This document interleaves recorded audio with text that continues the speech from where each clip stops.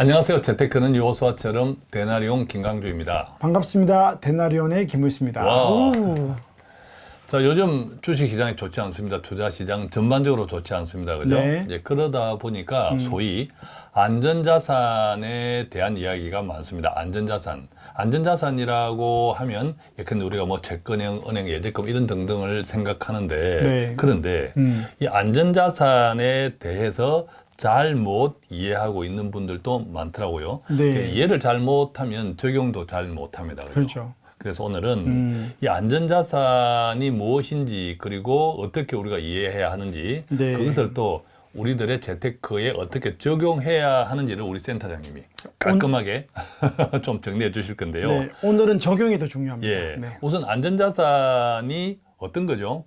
우리가 안전자산에서도 두 가지가 있죠. 무위험자산과 저위험자산이 있는데 예. 그 두 가지를 보통 안전자산을 이야기하거든요. 그래서 무위험자산은 아예 그냥 위험이 없는 거죠. 예. 예금 같은 경우죠. 예금, 네. 그러니까 원본 손실이 절대적으로 그렇죠. 없는 것. 원본 예. 손실이 없는 것들이고 예. 그다음에 저위험 자산, 안전자산 안에 저위험 자산은 주로 국공채나 채권형을 이야기를 예. 하는 개념이 국공채나 채권도 손해 보는 경우가 있나요? 있습니다. 예. 네, 근데 그건 이제 위험 자산보다는 덜 손해 보니까 우리가 좀 저위험 자산이지만 예. 안전 자산에 포함된다 이렇게 이야기하고 예. 있습니다. 그럼 이제 안전자산을 조금 넓은 의미로 보면 네. 안정형 자산 이렇게 이제 그렇죠. 표현할 수도 있겠다, 그죠? 무위험 자산이 아닌 거니까 안정형 자산으로 보면 자산. 되겠죠. 자, 네. 그러면 이 안전자산에 대한 어떤 오해가 있나요? 실제로 돈의 실질 가치로는 손해 보는 거죠. 우리가 인플레이션 따졌을 때 예. 첫 번째는 이제 아까 무위험 자산 같은 경우는 은행 예적금. 은행의 예적금 같은 경우는 인플레이션에 대해서 못 따라가는 그렇죠. 거죠. 항상 은행 금리는 물가를 못 쫓아간다. 네, 그러니까 실제로 미국의 물가도 실제로 금리가 2%대도 물가 상승률이 소비자 물가가 한 4% 됐거든요. 예. 실제로 우리나라도 예. 그렇고요. 예. 이런 부분들은 돈의 실질 가치를 못 따라가는 그러니까 것들이 은행 하나 있는 예적금은 거죠. 돈의 실질 가치를 못 쫓아가니까 장기적으로 계속 그것만 할 건 아니다. 네. 그죠? 단순하게 네. 이야기하면. 예. 근데 또 채권을 안전형으로 보지만 채권은 무혐의 아니거든요. 그래서 예. 채권이라는 게 유통시장의 거래를 통해서 이익을 추구하다 보니까 예. 이것도 마이너스가 될 때도 있는 자, 거죠. 그러니까 이제 채권은 단순하게 만기를 지키면 이자도 받고 원금도 보존할 수 있으나 네네네. 일반적으로 이제 그렇게 만기를 지켜가면서 하는 채권 투자는 별로 없잖아요. 그러면 우리가 만기를 주는 개인적으로 회사채나 만기채를 사야 되는데 예. 우리가 투자하는 방법은 시장에서 실질적으로 채권형 펀드라든지 그렇습니다. 예. 혼합형 펀드를 사니까 예. 만기까지 가지 않고 중간에 사고 팔면서 손해가 발생할 수 맞아. 있는 거죠. 대체로 이제 채권 상품을 만기까지 투자하시는 분들은 좀 자산가들이죠. 그렇죠. 이제 일반적인 우리는 그렇게 하지 않고 이제 채권형 펀드나 네. 자, 이렇게 하는데 그것도 이제 손실이 날 수 있다 이 말이죠. 그럼요. 예, 네. 예. 그러니까 두 가지 다 사실 안전하지 않다고 볼 수 있는 거죠. 채권을 이제 팔고 사는 과정에서 네네네. 예, 손실이 나 주식처럼. 네. 그렇군요.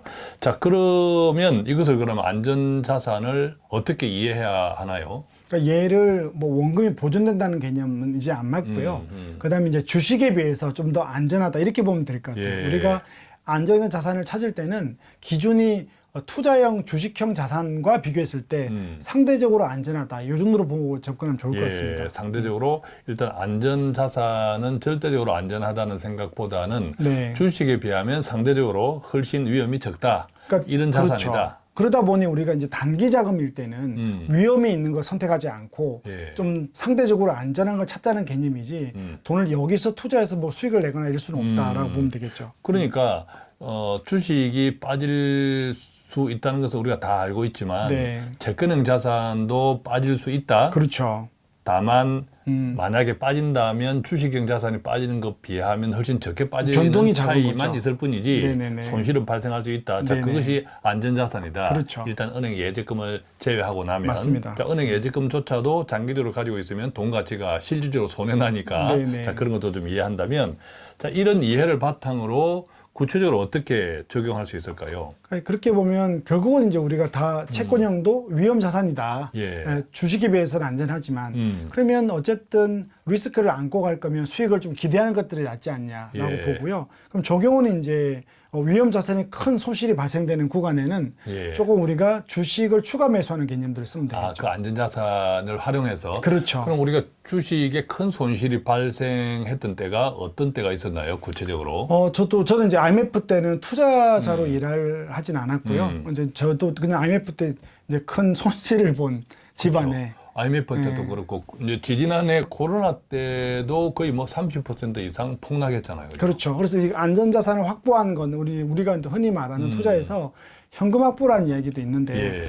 어쨌든 현금성 자산이나 안정성 자산을 가지고 있다가 저도 20년 돌아보면 재작년에 코로나 때가 좀 있었죠. 그러니까 예. 우리가 위험 자산에 투자하고 꼭 해야 될 게 전체적으로 중간중간에 한 5년마다 10년마다 떨어지는 구간이 있는데 맞아요. 제가 어떤 그 자료를 한번 보니까 네. 전체적인 이제 투자 기간 동안에 근데 네. 뭐 20년, 30년 이렇게 장기 투자 기간 동안에 네. 30%, 50% 크게 폭락하는 시기가 전체적인 네. 투자 기간을 따질 때 뭐 한 2%, 3% 정도의 시기밖에 안 된다 하더라고요. 그렇겠죠. 그 개월수로 따지면 몇 개월 안 되는 그렇죠. 그 순간이 있는 거죠. 예, 네. 그때를 어떻게 잘 대응하느냐가 장기적인 수익률을 결정한다라는 자료를 한번 본 적이 있는데 네. 정말 그 이야기가 같이 떠오르네요, 그죠? 그러니까 우리가 예. 현금을 갖고 있어야 되는 게 만약에 코로나 때 우리가 코로나 때는 주가 대비 50% 떨어졌거든요. 예. 예, 그럴 때 추가 여력이 없잖아요. 그러면 없죠. 위험 자산에 투자하고 시간이 있는 돈인데 현금 자산을 갖고 있다면 음. 그때 오히려 추가 매수하는 거로 쓰는 거죠. 만약 그때 이제 안전자산이 없고 네. 주식형 자산만 다 있다면 갑자기 뭐 반토막이 나면 두려움에 그렇죠. 오히려 그냥 빼버린다든지 네네네네. 반토막 난 네네. 상태에서 그리고 다시는 주식 뭐 안에 다 안 하는 거죠. 예, 네, 그런 네. 경우가 많은데 현금 확보가 돼 있으면 그때 추가 매수할 여력이 생기는 그렇겠네요. 개념이죠. 어느 정도 이제 현금 확보 안전자산이 있으면 네. 그걸 통해서 그때 오히려 이제 찬스다라고 그렇죠. 다시 네. 투매를 할 수 있는 앞서 우리가 다른 동영상에서 그때 개인 투자자들이 네 가지 경고 이야기 했었잖아요. 네네네 맞습니다. 예, 그때 굉장히 위험할 때 다들 위험하다고 할 때 다 뛰어들어올 그런 때. 신호가 있을 때 네. 그때 어느 정도 그 주식형 자산과 안전형 자산에 대한 이제 비중이 네. 조금 다르다면 네. 상당히 기회가 될 수 있겠다 이런 생각이 드는데 그럼 구체적으로 이런 네. 걸 어떻게 좀 적용할 수 있을까요? 저번에 한번 제가 그 네 가지 경고 외에도 자산 배분을 이야기한 적이 있거든요. 예. 예를 들어서 우리가 100을 보고 주식의 60%, 채권의 40% 했는데 작년에 주가가 한참 높을 때는 반드시 그 100이라는 자산이 120이 되면서 예. 주식이 80% 올랐었거든요. 그때 이제 제가 알려드리는 그 자산 에셋 올로케이션을 통해서 주식 비중을 좀 줄여서 현금을 확보하거나 안전자산 비중을 늘렸다면 예. 그걸 지금 같이 떨어지는 데 쓸 수 있는 개념이 있는 거죠. 그래서 최소한 우리가 어떤 상황에도 살아가면서 안전자산 비중을 가지고 가야 되는 거예요. 그래서 이거는 이제 단기 투자뿐만 아니고 장기 투자에도 모든 돈을 장기에 다 몰빵하지 않고 예. 중간중간에 이런 2, 3% 정도 시간에 주가가 50%, 30% 떨어지는 구간이 반드시 오거든요. 그러면서 이제 그때 자본주의는 계속 성장한다고 예. 그랬지 않습니까? 그래서 이렇게 성장하지 않고 성장하면서 크게 떨어지고 다시 오르는 구간이 반드시 있다. 그걸 아까 이야기한 예, 것 예, 같아요. 예. 그래서 이제 우리가 장기 투자의 기간 30년을 볼 때 그 기간 안에 잘 활용하자. 한 2, 3%를 활용해서 현금 자산을 반드시 활용해서 그때 추가 매수하는 개념을 추천하고 싶은 거죠. 그러니까 이렇게 안전자산을 좀 분산해서 비중을 가지고 있다면 네. 물론 그 비중은 그때그때마다 조금 다르겠으나 아까 네. 이야기하신 것처럼 네. 나는 주식형 자산이 예컨대 50% 네. 안전자산이 예컨대 50%를 네. 가지고 있다면 이게 이제 주식이 너무 올라가지고 네. 결과적으로 어느 시점에서 평가를 해보니까 주식형 자산이 70%고 그렇게 되는 거죠. 안전자산이 오히려 30%가 돼 있다면 네, 주식이 비중이 너무 많이 그렇게 된 올라서 거죠. 네네. 그럼 또 비중을 여기서 한 20% 걷어내어서 네. 이쪽으로 옮기고 옮겨 넣으면 그게 분명히 주식이 오른 이유가 있거든요. 예. 그게 이제 단기로 오른 거니까 반드시 또 떨어질 기회가 있을 때 이걸 그렇죠. 쓰는 거죠. 그러니까 제가 예를 든 것은 5대5로 예를 들었지만 네. 투자 성향에 따라서 이게 뭐 주식형 70, 네. 안전 자산 30 이렇게 가져가시는 분도 있을 그렇죠. 것이고 네. 어쨌든 그 룰을 계속 지켜나가면서 평가액이 달라졌을 때 리밸런싱을 하는 그것도 그렇죠. 이제 단순해 보이지만 상당히 네. 효과적인 전략이 될 수 있겠네요. 그 예를 들어서 이렇게 변액 같은 경우도 예. 목돈을 한 번에 1억을 넣으신 그 어르신이 있는데 이분은 3대 7이었습니다. 예. 주식이 3, 채권이 7, 음. 연세가 70이니까. 굉장히 이제 보수적인 네. 거죠. 그죠? 근데 작년에 보니까 이분이 45대 55가 된 거예요. 주식이 예. 그렇게 3을 했는데도 예. 많이 올랐거든요. 그럼 그때부터 못 그래서 주무시겠는데?